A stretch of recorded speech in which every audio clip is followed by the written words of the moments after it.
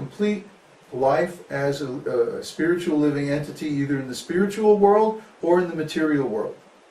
The Vedas are also there in the spiritual world, and all the living entities there know them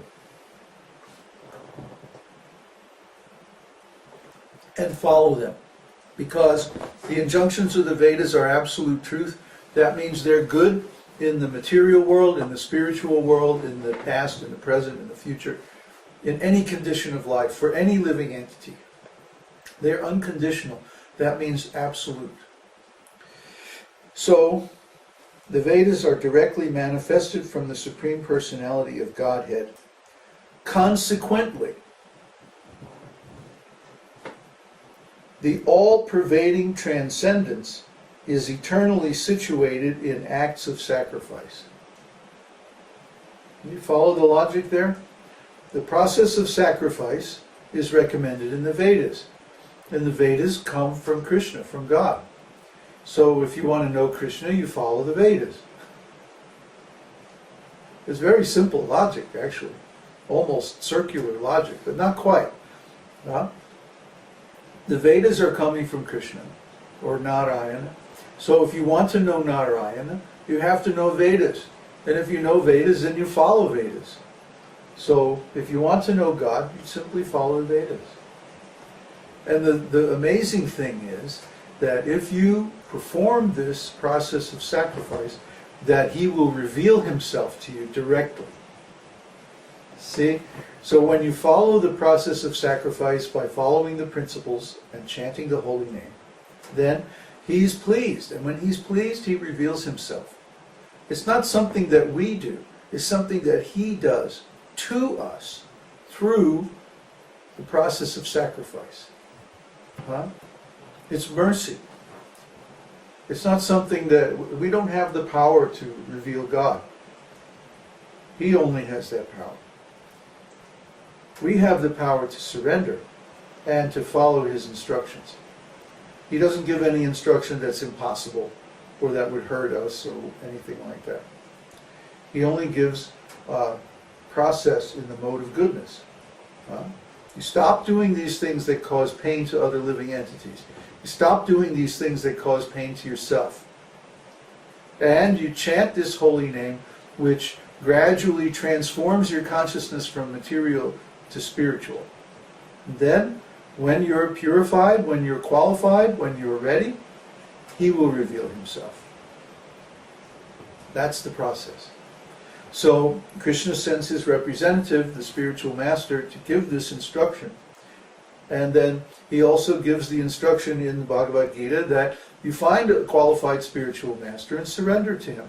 Follow his instructions, offer service to him. The self-realized soul can show you the truth. That's Krishna's system. Some people think that they can become self-realized independently without guru. Oh, I'll just read what's in the scriptures and I'll follow it, and somehow or other I'll reach the goal. Doesn't work. Why? That's not Krishna's system. It says right in the scriptures you're supposed to find a spiritual master. That's the first thing. The first step on the actual spiritual path. So if you don't do that, how are you going to do the second step and the third step and the fourth step? You see? Just like Patanjali in his Yoga Sutras, he says there's 7 steps in yoga. Yama, niyama, asana, pranayama, pratyahara, dharana, dhyana, and samadhi. So, what is yama and niyama? Yama and niyama means what to do and what not to do. The instructions and the prohibitions. And what's the first instruction? Accept the spiritual master. See, so they're rascals. They're teaching yoga, starting with asana. Do this asana. But without doing yama and niyama, how can they get the result of asana? You see? Asana means actually sitting. That one should be able to sit very nicely and quietly and meditate, concentrate the mind with pranayama, withdraw the mind from the sense objects by pratyahara, and so on. But they can't do any of that because they haven't done yama niyama. They haven't given up their nonsense, sense gratification, and they haven't accepted a spiritual master. So their progress is stopped. And it becomes just an exercise form. So the same thing can happen in devotional service. If someone approaches devotional service and they want the benefits of devotional service, but they don't really want to surrender to a guru, what happens? It turns into religion. And in religion, we have four rules, or maybe 5 rules if you count the chanting process. But in religion, there's 50 rules, 500 rules. Just every year, the ISKCON GBC holds a meeting in Mayapur, and for 2 weeks, all they do is sit around and make rules. Now they've got so many rules, they can't even follow them. They couldn't even follow the first rule. Well, that's the point. They didn't follow the original simple rules, so now they have so many rules. This is stated in the Bible too. That the followers of Moses, they couldn't follow 10 commandments. So now they have 10 times 10 times 10 commandments they have to follow, which is the Mosaic law. See? Because they're rascals. Rascals mean they don't accept a spiritual master. They don't accept direction from more intelligent or more highly realized souls. That's rascal. Because if you accept guidance from someone who knows, then you will also be successful. And in all these thousands of years, the Jews and Christians have not been successful in realizing God. They've been successful in material things, so to speak, relatively successful. But they haven't been successful in teaching God consciousness. What does that mean? They missed the point. They missed the simple process. They missed the first thing, which is to surrender to a spiritual master. They had a perfect spiritual master and they killed him, or tried to kill him. Then they formed this church, the Catholic Church, and what's the first thing they did? Threw out all the spiritual knowledge. Oh, we have to keep it secret. We can't let anybody know. Well, the rascals kept such a good secret that even they forgot. But now they're stuck. Same thing is happening in all these big organizations. They forget the simple, fundamental principle that you have to follow a bona fide spiritual master.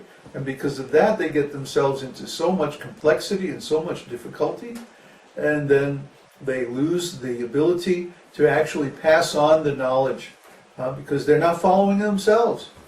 How can they pass on unless they're following? So,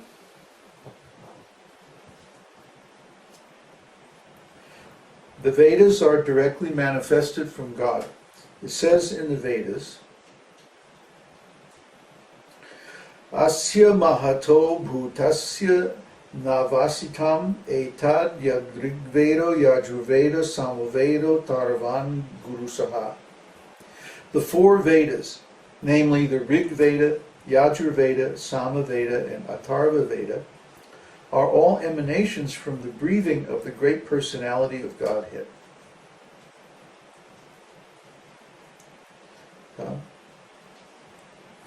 Girasa.